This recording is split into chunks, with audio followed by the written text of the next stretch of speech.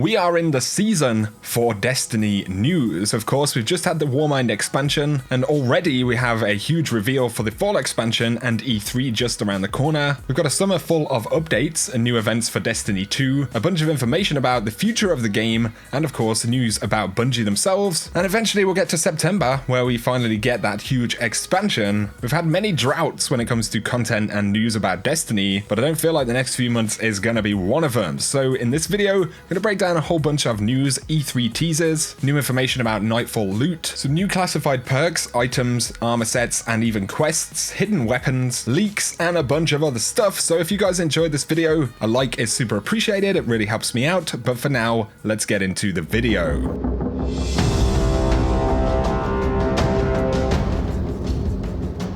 So first up, Bungie have of course told us about the Year 2 reveal for Destiny 2. This is happening on June the 5th at 9 AM Pacific time. We've seen the artwork, which gives us that hint towards the reef. But Mark Noseworthy actually tweeted, between this reveal and the upcoming E3, I think you'll see Bungie has never been more committed to Destiny. So definitely being a little bit teasy right there. Of course, confirmation that we'll be seeing more at E3. We don't hear too much from Mark Noseworthy and Luke Smith at the moment, but there's definitely a lot of confidence in that statement that Bungie has never been more committed to Destiny. So we do have the reveal next week, but in terms of E3 itself, it seems likely that we'll see official trailers. We're definitely going to see new gameplay and things like that. Times to look out for would be Monday, June 11th. The Sony conference is happening. This is 5:30 PM PT, and that's 1:30 AM here in the UK. And obviously with the partnership with Sony, it's possible we'll get some information there. But obviously when E3 opens up on the Tuesday, we're likely to get a lot more information and new gameplay. So the next couple of weeks is going to be a very busy one. In terms of other news in game though, Bungie have confirmed that they're evaluating a fix for the Nightfall unique rewards issue, which is affecting the base Destiny 2 and Curse of Osiris strikes. They say that they'll have more information next week and when they expect to resolve it. Somebody asked DMG if there's any chance exotic catalysts were being affected by this as well. He said it doesn't look like it, as those are through a different system unrelated to the unique rewards, but they have got people looking into this to figure out what exactly the issues are. So for now it looks like catalysts should be dropping as intended, but one thing to take away from this is that it means they're probably going to avoid using any of those Nightfalls, or at least they will in the next couple of weeks until they know when they can get a fix. Because obviously not everyone stays in the loop with news and stuff like that. I've heard even more folks who've still been farming over the past day or so for the Nightfall stuff, and it's definitely very frustrating. So it seems like it increases the chance of us getting the Will of the 1000 strike even more next week, because it's the one strike we haven't had yet, and it's a strike which isn't affected by this bug. So that will also mean a new Nightfall reward and any other potential secrets. Speaking of some secret stuff in the database though, of course there was a bunch of stuff added with Season 3. We also had an update last week that added a few more things which are very interesting.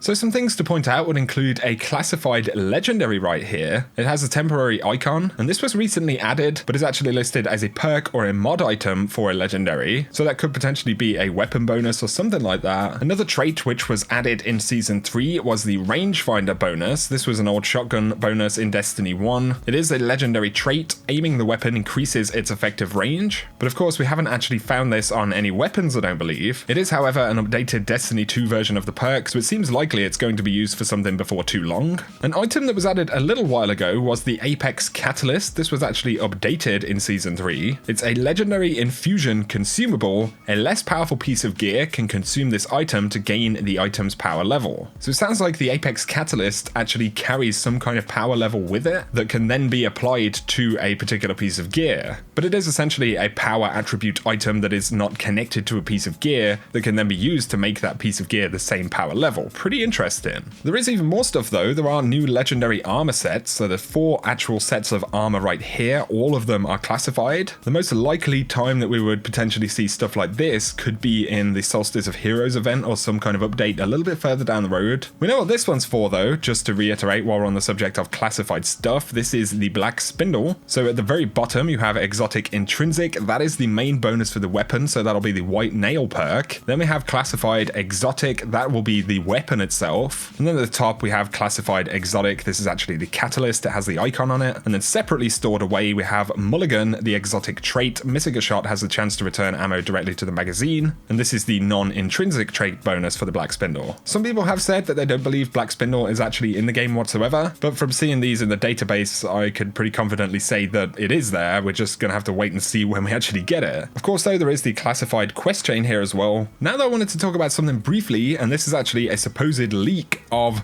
the September expansion for Destiny 2. I didn't want to put it at the start of the video because, you know, leaks can be pretty dodgy. This does come from the boards at 4chan.org. Interestingly enough, there were some Fallout leaks and new Assassin's Creed leaks in the past few weeks, which did turn out to be pretty much bang on. But according to the leak, the Comet expansion is called Summoning of the Nine. The storyline revolves around Prince Aldrin resurfacing with an army of Fallen, and apparently Marasov, the Queen, has been taken by the Nine. According to this, it will feature a new enemy race of void demons called the Nastareth, and it says that these are led by Nezarec, the main antagonist of the expansion besides Aldrin. Also goes on to say that the new activity, the game mode that people have been speaking about, is codenamed The Court, and the anonymous user says, from what I've heard, it will involve a new type of space-based combat. So pretty interesting stuff. Like I said, you also have to take this with a pinch of salt. The fact that it would get leaked so close to when Bungie actually speak about a year 2 reveal is interesting. You can pretty much take it or leave it. Let me know what you guys think below. Now though, I wanted to point something out briefly, which is pretty interesting about a couple of legendary weapons and items in the database. So these are weapons which have actually never dropped in Destiny. They've been in the database all along. So we have the Bushwhacker. This is a grenade launcher. Doesn't particularly look super special. Precision frame with quick launch, linear compensator, alloy casing, high velocity rounds, and firmly planted. Like I said, this has never dropped in the game, but it has remained in the database ever since Destiny 2 launched. There is also the time card. This is a Suros sidearm, actually with a unique kind of shader there. Maybe that's similar to some of the planetary shaders, so it could have intended to be dropped from there at some point, but it's Suros rapid fire with quick dot, control, and short spec SAS, steady rounds, tactical mag, and grave robber.